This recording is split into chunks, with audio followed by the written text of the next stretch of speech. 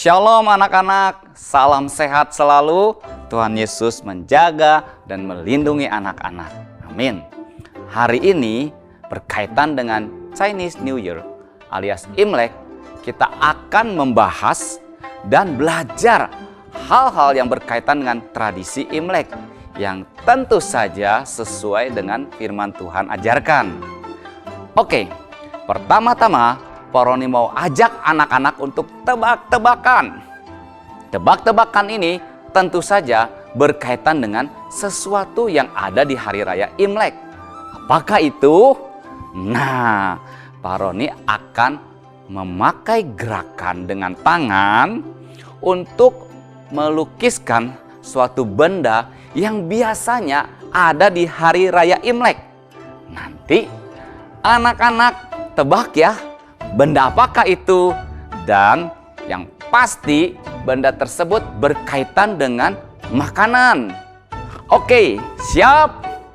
Sekarang perhatikan baik-baik gerakan dari Pak Roni supaya kamu bisa menebaknya. Siap? Perhatikan gerakan Pak Roni berikut ini.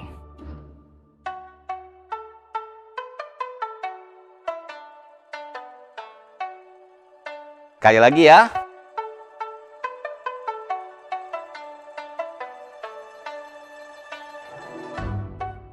Ayo, benda apa yang Pak Roni maksudkan? Silakan anak-anak langsung tulis di chat, dan yang paling cepat menjawab dengan benar akan mendapatkan gift. Yeay! Hitungan kelima, stop ya. 1, 2, 3, 4, 5, stop. Jawaban yang benar adalah dodol. Nah, gerakan ini artinya bulat, dan gerakan ini artinya lengket. Dodol yang biasa dimakan di hari raya Imlek bentuknya bulat, dan tentu saja dodol itu lengket. Oke, kalau ada pemenangnya, selamat ya. Nanti akan dikirim gift dari sekolah. Sekarang Pak Roni akan jelaskan arti dari dodol di hari raya Imlek. Sebenarnya dodol dalam tradisi Imlek disediakan untuk dimakan bersama keluarga sebelum makan nasi pada waktu malam tahun baru Imlek. Dodol yang bentuknya bulat merupakan lambang keutuhan atau kesatuan keluarga. Dan dodol yang lengket merupakan simbol atau lambang kedekatan atau kelengketan antar keluarga.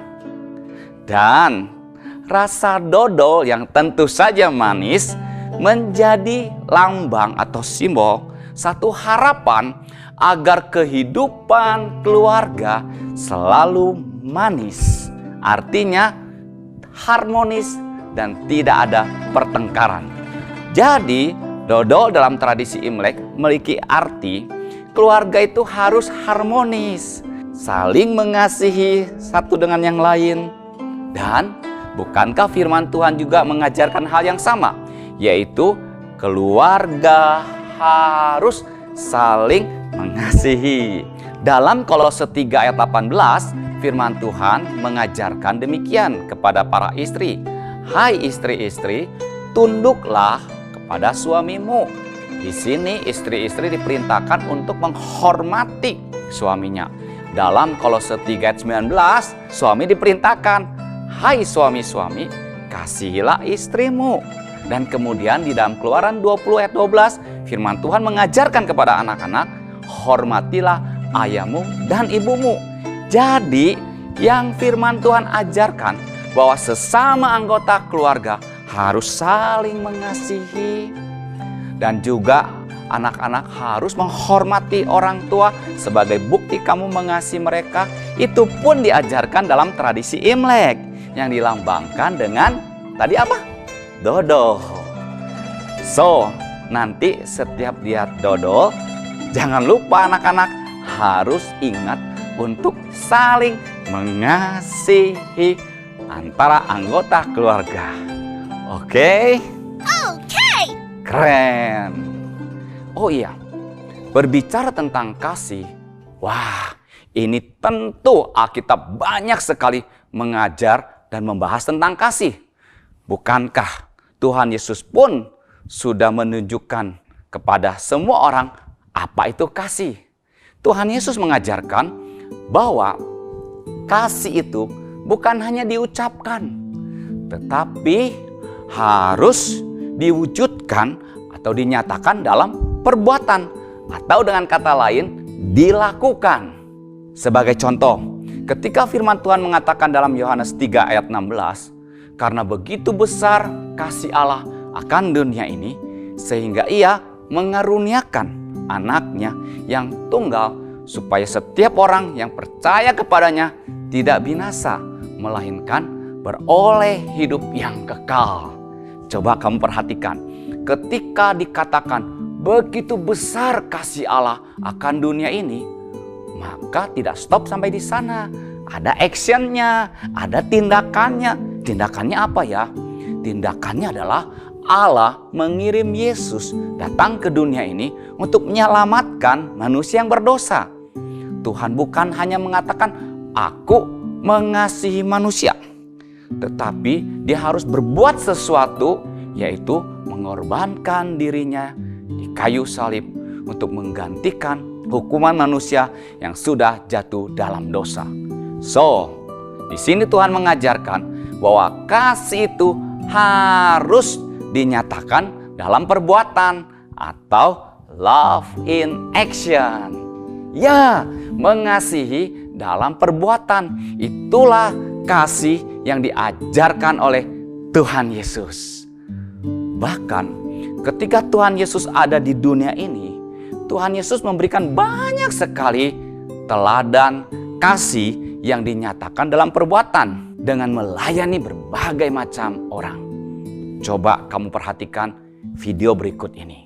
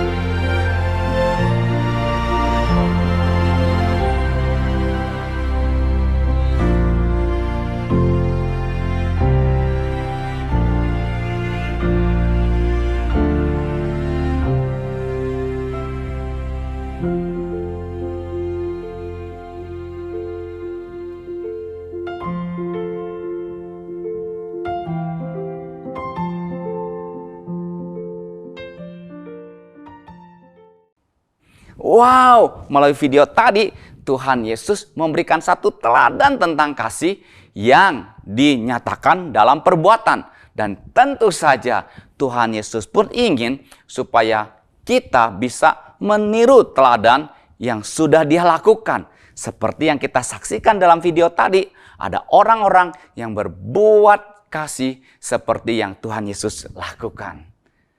Anak-anak, seringkali manusia itu cuma omong doang atau alias omdo.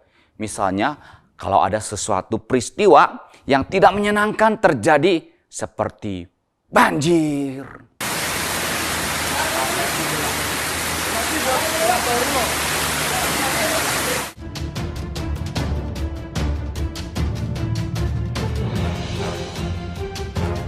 gempa. Terus orang yang melihatnya cuma bisa bilang, kasihan ya. Udah, cukup. Cuma bilang, kasihan ya. Tetapi yang Tuhan Yesus ajarkan, tidak cukup cuma mengatakan, kasihan ya. Harus ada actionnya. Do something. Do something-nya apa ya? Kira-kira seperti apa ya? Kalau kita melihat ada satu musibah yang terjadi, apa yang bisa kita lakukan? Sebenarnya anak-anak, yang paling simpel adalah kita bisa mendoakan supaya musibah itu cepat berlalu dan orang-orang yang susah, yang kena musibah itu bisa ditolong. Selain itu, anak-anak juga bisa menyisihkan uang tabungan untuk membantu yang kena musibah. Nah, pertanyaan Pak Roni, situasi sekarang ini yang masih pandemi COVID-19, apa yang anak-anak bisa lakukan untuk menyatakan kasih? Kamu bisa berdoa tentu saja kan? Meminta kepada Tuhan supaya pandemi ini bisa cepat berlalu. Doakan terus, jangan bosan-bosan mendoakan. Nah, doakan juga pemerintah yang sedang menyediakan vaksin supaya bisa berjalan lancar. Vaksinnya bisa top chair alias manjur tentu saja. Dan jangan lupa juga di saat-saat situasi seperti ini, doakan guru-guru kamu yang mengajar kamu supaya tetap bisa mengajar kamu meskipun melalui online. Doakan juga dong teman-teman kamu, atau kamu doakan juga buat diri kamu supaya kamu bisa mengikuti pelajaran dan belajar melalui online. Selain berdoa, kamu juga bisa do something. Misalnya, kamu tahu ada teman kamu atau tetangga kamu yang perlu bantuan keuangan karena papa atau mamanya lagi kesulitan dalam pekerjaan. Ayo, sisihkan tabungan kamu untuk membantu mereka. Mungkin ada teman kamu yang lagi kesulitan juga kalau belajar online. Selain didoakan, kamu juga bisa menyapa teman-teman kamu melalui Zoom, WhatsApp call, Google Meet, dan dengan itu kamu memberikan semangat kepada dia. Bahkan kamu juga bisa menawarkan bantuan untuk menolong teman kamu tersebut. Wow, sebenarnya kamu bisa melakukan banyak sekali hal-hal yang baik yang bisa menjadi berkat. Dengan demikian, kamu melakukan persis yang firman Tuhan katakan dalam Roma 15 ayat 1 yang berkata, kita yang kuat wajib menanggung kelemahan orang yang tidak kuat dan jangan kita mencari kesenangan kita sendiri. Apa artinya ya? Ketika firman Tuhan mengatakan kita yang kuat wajib menanggung kelemahan orang yang tidak kuat, artinya kalau ada teman atau orang lain yang lemah dan kamu lebih mampu, maka harusnya kamu menolong mereka. Oke? Kemudian firman Tuhan mengatakan jangan kita mencari kesenangan kita sendiri. Artinya jangan cuek atau punya sikap masa bodoh, biarin saja. Yang penting saya oke-oke aja kok. Yang penting saya bisa senang, happy, padahal orang lain lagi susah. Wah, tentu saja ini sikap yang sangat tidak tepat dan tidak seperti yang Tuhan mau. Anak-anak, di saat-saat sekarang ini banyak orang yang sedang membutuhkan kasih yang dinyatakan melalui perbuatan. Ayo anak-anak, do something. Ikuti teladan Tuhan Yesus. Love in action. Oke? Sebagai penutup, Pak Roni akan membacakan satu ayat firman Tuhan di dalam Yohanes 13 ayat 35 yang berkata, dengan demikian semua orang akan tahu bahwa kamu adalah murid-muridku yaitu jikalau kamu saling mengasihi. Melalui ayat ini, Tuhan Yesus ingin mengajarkan kita semua bahwa seorang yang mengaku percaya Tuhan Yesus, dia harus bisa mengasihi orang lain dengan cara berbuat sesuatu, do something. Dan sudah pasti Tuhan Yesus akan tersenyum ketika kamu melakukan hal tersebut. Amin. Mari kita berdoa. Tuhan Yesus, terima kasih kami sudah belajar dan mendengarkan firman Tuhan tentang satu hal yang penting yang Tuhan ajarkan pada kami, yaitu kasih. Kasih kami sesama anggota keluarga dan juga kasih kepada orang-orang lain. Tuhan, ajarkan kami untuk bisa belajar dari Engkau ya Tuhan, bahwa kasih bukan hanya diucapkan, tetapi kasih juga dilakukan. Dan saat ini kami bisa mempraktekkannya dengan mendoakan orang lain dan berbuat sesuatu bagi orang lain. Terima kasih Tuhan Yesus, tolonglah kami supaya kami bisa menjadi pelaku firman Tuhan dalam hidup kami sehari-hari. Di dalam nama Tuhan Yesus kami berdoa. Amin. Oke anak-anak, sampai di sini dulu Pak Roni menyampaikan firman Tuhan. Dan Pak Roni mau mengucapkan Sinyen Kuaile, Sinyen Mengen. God bless you. Bye-bye.